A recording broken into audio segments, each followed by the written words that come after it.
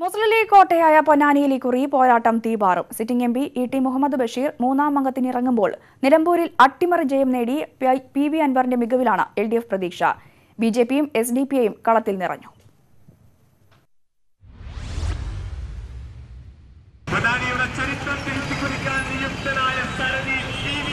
ആദ്യം കളത്തിലിറങ്ങിയത് LDF സ്വതന്ത്രൻ PV Anwar. അതുകൊണ്ട് തന്നെ വോട്ടർമാരുടെ മനസ്സിൽ നേരത്തെ ഇടം നേടാൻ കഴിഞ്ഞു എന്ന ആത്മവിശ്വാസത്തിലാണ് അൻവർ. തീരദേശ മേഖലയിലും നഗരത്തിലുമെല്ലാം രണ്ടാം ഘട്ട പ്രചരണം പൂർത്തിയായി.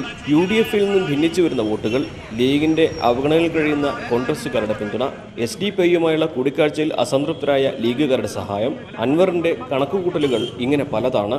എല്ലാ ജനങ്ങളും ഒറ്റക്കെട്ടായിട്ട് ഇടതുപക്ഷ സ്വതന്ത്ര സ്ഥാനാർത്ഥിയായ എന്നോടൊപ്പം ഒരു മതേതര മുന്നേറ്റത്തിനും നാടിന്റെ വികസനത്തിനും വേണ്ടി എൻ്റെ കൂടെയുണ്ട്. മുമ്പൊന്നും ഇല്ലാത്ത വിധം സജീവമാണ് UDF ക്യാമ്പ്. ഗ്രാമമെന്നോ തീരമെന്നോ വ്യത്യാസമില്ലാതെ കാടിളക്കിയുള്ള പ്രചാരണം.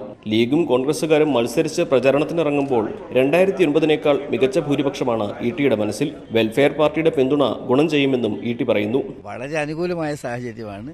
ഒരു വലിയ ട്രെൻഡ് തന്നെ ഉയർന്നു വരികയാണ്. ഞങ്ങൾ ആദ്യത്തെ തെരഞ്ഞെടുപ്പിൽ 82,000 വോട്ടിന് ഞാൻ ജയിച്ചത്. അതിനെയും ക്രോസ് ചെയ്യുന്ന വിധത്തിലേക്കുള്ള ഒരു ജനകീയമായ സഹകരണ മുന്നേറ്റവും വന്നുകൊണ്ടിരിക്കുന്നതായിട്ടാണ് ഞങ്ങൾ കാണുന്നത്. അവസാനമാണ് പ്രഖ്യാപിച്ചതെങ്കിലും BJP സ്ഥാനാർത്ഥി VT രമ മണ്ഡലത്തിൽ ആദ്യഘട്ട പ്രചാരണം പൂർത്തിയാക്കി. കഴിഞ്ഞ തെരഞ്ഞെടുപ്പിൽ നേടിയ 75,000-ഓളം വോട്ടുകൾ വീണ്ടും കൂട്ടാനാകുമെന്നാണ് BJPയുടെ പ്രതീക്ഷ. കുടുംബയോഗങ്ങൾ കേന്ദ്രീകരിച്ചാണ് രമയുടെ പ്രചാരണം. ഇത്തവണ 75 ഒരു വോട്ടല്ല, അതിന്റെ ഇരട്ടിയിൽ കൂടുതൽ വോട്ട് കിട്ടും. 3 ലക്ഷത്തിൽ കൂടുതൽ ഷുവറാണ്. ഞങ്ങൾ ജയിക്കുകയും ചെയ്യും. മണ്ഡലത്തിൽ നിർണായക സ്വാധീനമുണ്ടെന്ന് അവകാശപ്പെടുന്ന SDPIയും PDPയും മത്സരരംഗത്തുണ്ട്. കടുത്ത പോരാട്ടത്തിൽ ഇവർ നേടുന്ന വോട്ടുകളും പൊന്നാനിയിൽ നിർണായകമാകും. ന്യൂസ് 18 മലപ്പുറം.